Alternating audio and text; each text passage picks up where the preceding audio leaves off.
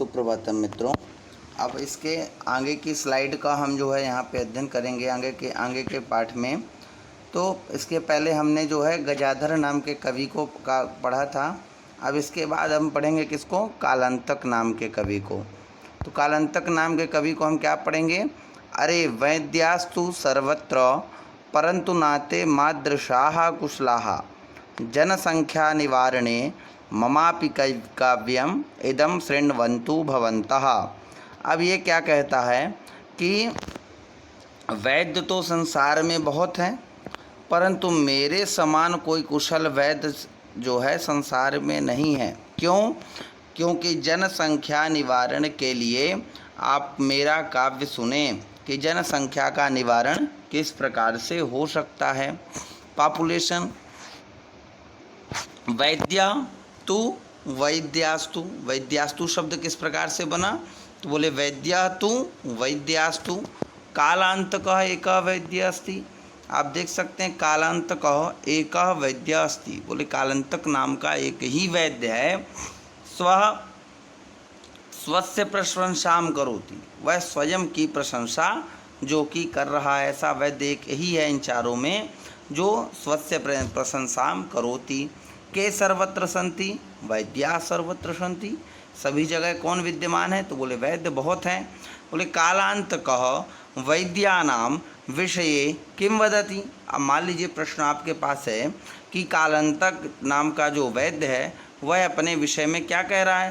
तो बोले नति मादृशाः कुशलाः जनसंख्या निवारणे, मेरे समान जनसंख्या निवारण का उपाय किसी के पास नहीं है। अहम निपुणः वैद्य अस्ति, वह क्या बोलता है कि मैं एक निपुण यानी कुशल वैद्य हूँ। अहम अधिक जनान मारयामी, मैं जो है अधिक लोगों को मार सकता हूँ। क्यों कुशल है? क्योंकि मैं अधिक लोगों को मार सकता हूँ। अन्ये वैद्याः मत्सदृशाः न सन्ति, अन्य कोई वैद्य मेरे समान नहीं है। ते नहीं निपुणाः, मेरे समान निपुण नहीं है। मादृशाः मत्सदृशाः शब्द से बना है। कुशलाः और तथा निपुणाः एक ही शब्द हैं। और जनसंख्या निवारणे या जनसंख्यायाः निवारणे एक ही शब्द है। अब आगे हम देखेंगे कि ममापि काव्यम इदम शृण्वन्तु भवन्तः। तो इसमें विशेषण और विशेष क्या है? तो एडजेक्टिव नपुंसक लिंग में है और सब्सटेंटिव भी नपुंसक लिंग में है। तो विशेष क्या है? तो बोले अब यहाँ पे काव्यम और इदम, ममापि काव्यम यानी मेरा काव्य, इदम शृण्वन्ति यहाँ आप सुनिए। तो बोले ममापि, मम अपि ममापि श्रवणम कुर्वन्तु श्रवणन्तु। तो बोल अर्थ क्या हुआ? भो वैद्याः तु प्रत्येकस्मिन् स्थाने सन्ति, भो वैद्याः तु प्रत्येकस्मिन् स्थाने सन्ति परंतु ते सर्वे जनसंख्या निवारणे मया सदृशा न सन्ति। आप सभी वैद्य एक स्थान पे हो पर मेरे समान जनसंख्या निवारण के लिए कोई भी कुशल वैद्य नहीं है। अहम तो तस्मिन् निपुणः अस्मि, और मैं इस कार्य में बहुत ही कुशल हूँ।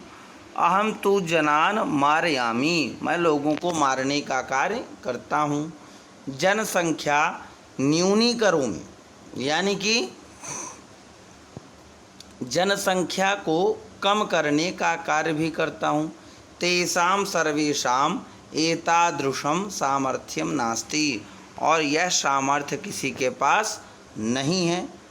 अब आगे देखिए क्या वो कह रहा है अपनी कविता किस प्रकार से।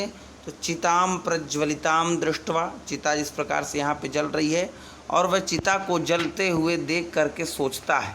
क्या सोच रहा है? तो बोले चिताम प्रज्वलिताम दृष्ट्वा वैद्यो विस्मयमागतः नाहम गतो न मे भ्राता कस्येदम हस्तलाघवम्।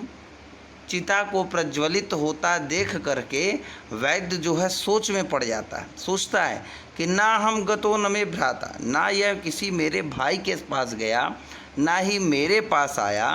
कस्येदम हस्तलाघवम, किसने इसको मार दिया। इसका पद विभाग भी करके आप देख सकते हैं। चिताम प्रज्वलिताम दृष्ट्वा वैद्य विस्मयम आगतः ना अहम गतः, यानी ना तो मेरे पास आया, न मे भ्राता, न मेरे किसी भाई के पास गया। कस्य इदम हस्तलाघवम, आखिर किसने इसको मार दिया। अन्वय, अन्वय करके भी आप देखिए। प्रज्वलिताम चिताम दृष्ट्वा वैद्य विस्मयम आगतः न अहम गतः न मे भ्राता गतः तर्हि कस्य इदम हस्तलाघवम अस्ति। अब आगे भी देखेंगे इसको, तो बोले चिताम प्रज्वलिताम दृष्ट्वा वैद्यो विस्मयमागतः नाहम गतो न मे भ्राता कस्येदम हस्तलाघवम। अब इसमें विशिष्ट पद क्या है, तो विस्मयम आगता, विस्मयम आगता यानी वह सोच में पड़ जाना, या उसके दिमाग में या उसके मस्तिष्क में एक प्रश्न का जागृत होना। विस्मयम आगता, आश्चर्यचकित होना। ना हम ना अहम, कस्येदम, कस्य इदम, कस्येदम यह किसका, वैद्य यानी चिकित्सक है, यानी यह किसका रोगी है जिसने जो है इसको मार दिया। प्रज्वलिताम क्या हुआ विशेषण, और चिताम क्या हुआ यहाँ पे विशेष हुआ। काम दृष्ट्वा वैद्य विस्मयमागता, अब यहाँ पे आप देख सकते हैं कि आखिर इन्होंने क्या बताया कि चिताम प्रज्वलिताम दृष्ट्वा वैद्यो विस्मयमागता नाहम गतो न मे भ्राता कस्येदम हस्तलाघवम, अर्थात यह चिता को जलते हुए वैद्य देखता है और सोचता है कि ना तो यह मेरे पास आया, ना मेरे किसी भाई के पास गया, तो आखिर इसकी मृत्यु किस प्रकार हुई। क्योंकि संसार में मारने का काम तो केवल वैद्यों का, डॉक्टरों का के पास है। वैद्य ग्रामम आगच्छति तत्र सा चिताम पश्यति, वैद्य जो है कभी गांव में गया, तत्र सा चिताम पश्यति, उसने वहाँ चिता को देखा। चिता प्रज्वलिताम अस्ति, चिता जो है जल रही थी। सह चिंतयति, वह चिंतन में पड़ा। कस्यचित मरणम अभवत, किस कारण से यह मरा। मरणस्य कारणम का, मरने का कारण का है। अहम नागता, मेरे पास तो नहीं आया। नवा मम भ्राता अपि गता, ना तो मेरे भाई के पास गया। तथापि कस्यचित मरणम अभवत, आखिर वह किस प्रकार मरा। अतः कस्य चातुर्यम एतद, यानी इसके मरने का कारण क्या है। गतः गतवान, गतवान क्या होगा, यहाँ पे प्रत्यय लग जाता है। हस्तलाघवम यानी मरना, चतुरता। अब सर्वे पुनः हंसति, सभी फिर इस कविता को सुन करके हंसते हैं। क्यों हंसते हैं, क्योंकि भाई डॉक्टर के पास तो लोग जान बचाने के लिए न जाते हैं, और यह क्या कह रहा है कि डॉक्टर क्या कर रहा है, मारने का काम कर रहा है। अब आगे देखेंगे हम दूसरे में कि तंदुलह नाम का जो कवि है वह, अब उसकी बात क्या हो रही है। बोले तुंदस्य उपरी हस्तम आवर्त्य, तुंदस्य यानी क्या होता है, उदर, स्टोमच, पेट। बोले तुंदस्य उपरी हस्तम आवर्तयन, पेट में हाथ अपने लगाता हुआ क्या कहता है, तुंदलो हम भो ममापीदम काव्यम श्रूयताम जीवने धार्यताम च, मेरी कविता सुनो और जीवन में धारण करो। क्या कविता बताता है, परान्नम प्राप्य दुर्बुद्धे माँ शरीरे दयाम कुरु, परान्नम दुर्लभम लोके शरीराणि पुनः पुनः। बोले परान्नम प्राप्य दुर्विद्धे, दूसरे का अन्न बड़ी मुश्किल से प्राप्त होता है। माँ शरीरे दयाम कुरु, और इस शरीर पे कभी दया मत करो। परान्नम दुर्लभम लोके शरीराणि पुनः पुनः, बोले दूसरे का अन्न बड़ी मुश्किल से प्राप्त होता है, शरीर तो बार बार प्राप्त हो जाएगा। बोले तुंदुला कथम बदती, अब तुंदुला नाम का जो कवि है वह क्या कहता है, बोले तुंदुला तुंदस्य उपरी हस्तम आवर्तयति वदति, वह अपने स्टोमच, पेट के ऊपर हाथ लगाते हुए और अपनी कविता को बोलता है। साह तुंदस्य उपरी हस्तम आवर्त्यम किम वदति, प्रश्न आया। तुंदुलो हम भो ममापीदम काव्यम श्रूयताम जीवने धार्यताम चा, तुंदस्य उपरी हस्तम यानी तुंदस्य के ऊपर हाथ फेरते हुए किसने अपना परिचय दिया, तो बोले तुंदलोहम भो, तुंदलोहम ने अपना परिचय दिया कि ममापीदम काव्यम श्रूयताम, और जीवने धार्यताम चा, जीवन में सुनो और धारण करो। किम श्रूयताम, काव्यम श्रूयताम, क्या सुनो, तो कविता सुनो। काव्यम श्रूयताम, जीवने किम धार्यताम, जीवने काव्यम धार्यताम, जीवन में काव्य को धारण करो। तुंदलोहम, तुंदल अहम तुंदलोहम, श्रूयताम सुना जाए, लेट इट बी हेयर, जीवन में इन लाइफ धार्यताम धारण किया जाए, लेट इट बी अप्लाइड, यानी अपने जीवन में अप्लाई किया जाए किसी चीज़ को। अब अपनी कविता के साथ में देखिए क्या यहाँ पे स्लाइड में समझाया जा रहा है आपको चित्रों के माध्यम से भी कि परान्नम प्राप्य दुर्बुद्धे माँ शरीरे दयाम कुरु, परान्नम दुर्लभम लोके शरीराणि पुनः पुनः। परान्नम, परान्नम प्राप्य दुर्बुद्धे माँ, दूसरे का अन्न बड़ी मुश्किल से प्राप्त होता है। शरीरे दयाम कुरु, शरीर पे दया मत करो। परान्नम दुर्लभम लोके, इस लोक में संसार में दूसरे का अन्न बड़ा मुश्किल से प्राप्त होता है। शरीराणि पुनः पुनः, शरीर बार बार मिल जाएगा। हे दुर्बुद्धे परान्नम प्राप्यो शरीरे दयाम मा कुरु, यतो ही अस्मिन् लोके परान्नम दुर्लभम अस्ति शरीराणि तु पुनः पुनः भवन्ति। अन्वय कितना अच्छा अन्वय यहाँ पे कर रहा, आप देखेंगे कि हे दुर्बुद्धे परान्नम प्राप्य, दूसरे का अन्न प्राप्त हो जाएगा। शरीरे दयाम मा कुरु, शरीर में दया मत करो।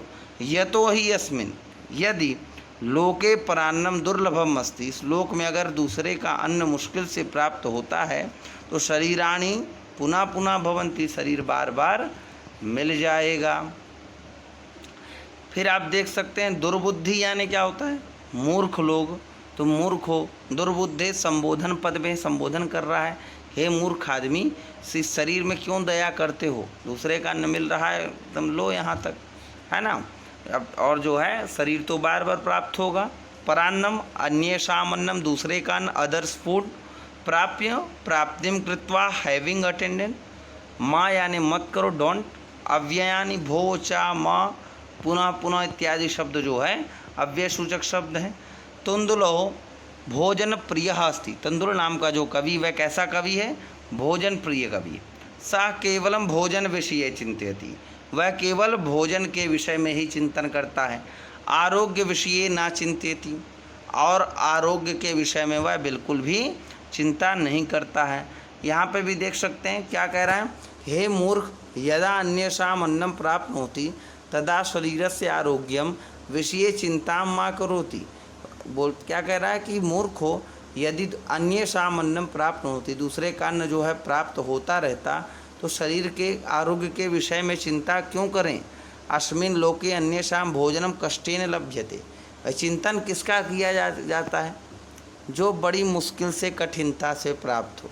तो उसका मानना क्या है कि कठिनता से क्या प्राप्त होता है, दूसरे का भोजन, है ना। दूसरे का भोजन बड़ी कठिनता से प्राप्त हो रहा, शादी पार्टी में इत्यादि भोजन जो है बड़ी कठिनता से प्राप्त होता है। तो बोले अस्मिन् लोके अन्येषाम भोजनम कष्टेन लभ्यते, कष्ट से तो हमें दूसरे का भोजन मिल रहा है। शरीरम तु वारम वारम प्राप्तुम शक्नुमः, शरीर तो बार बार मिलता रहेगा। अर्थात औषधम स्वीकृत्या समीकर्तुम शक्यम, औषधि यानी कि दवाइयाँ कराएंगे थोड़ा बहुत ठीक हो जाएंगे, लेकिन अन्न ये बड़ी मुश्किल से मिला, दोबारा नहीं मिलेगा। और इस बात को सुन करके सर्वे पुनः टाटहासम, फिर जो है लोग ज़ोर ज़ोर से हंसने लगते हैं।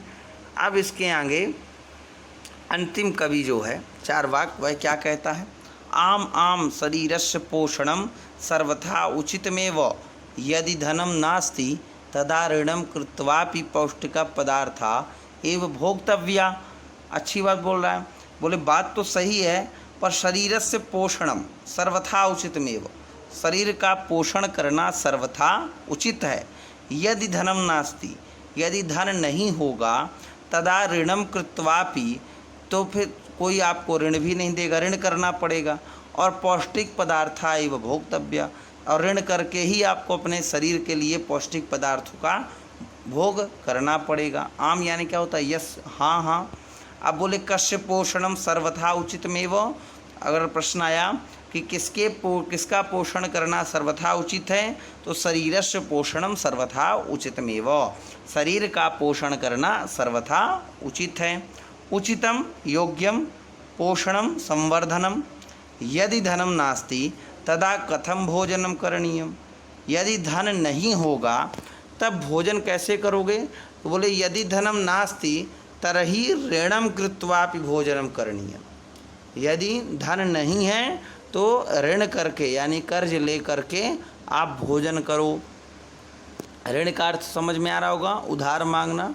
पौष्टिक यानी पुष्टिदायक यानी अच्छा खाना। भोक्तव्य यानी खाना चाहिए।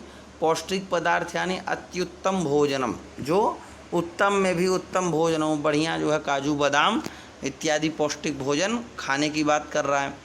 तथा कथयति चारवाक कवि। अब ऐसा कौन कह रहा है? चारवाक कवि क्या कह रहे हैं?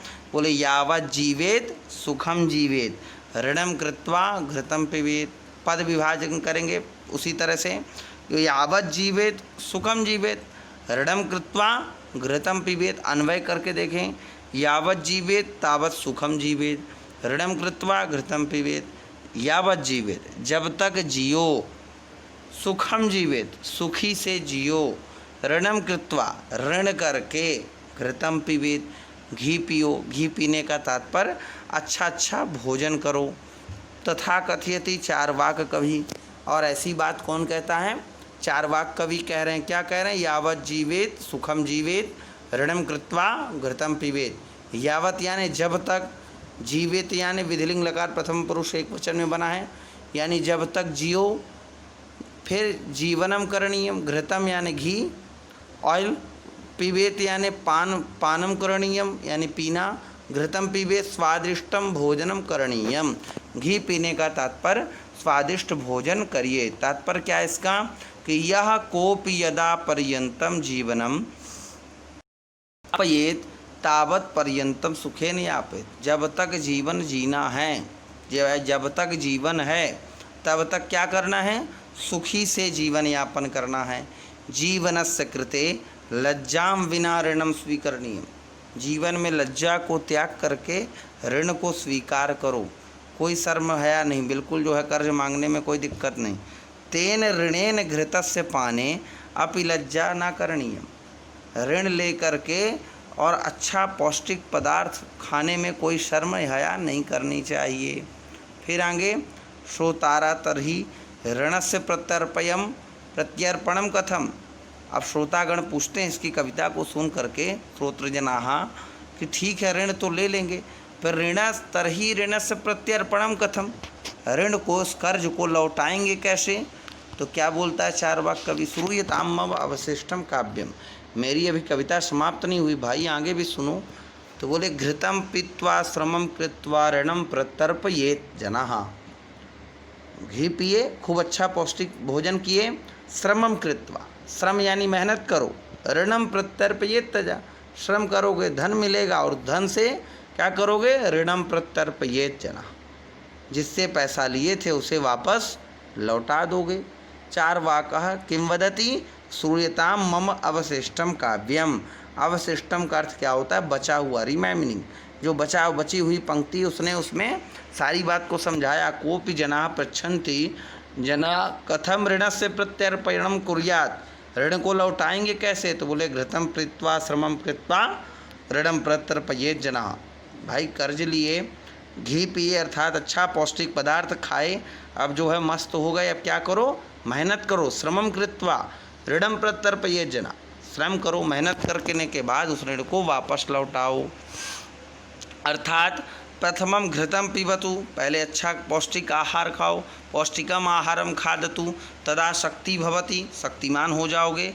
परिश्रमम करोति, मेहनत करोगे, धनम प्राप्नोति, मेहनत करोगे धन मिलेगा, और ऋणस्य प्रत्यर्पणम करोति, और तभी आप जिससे ऋण लिए थे उसको वापस लौटा पाओगे।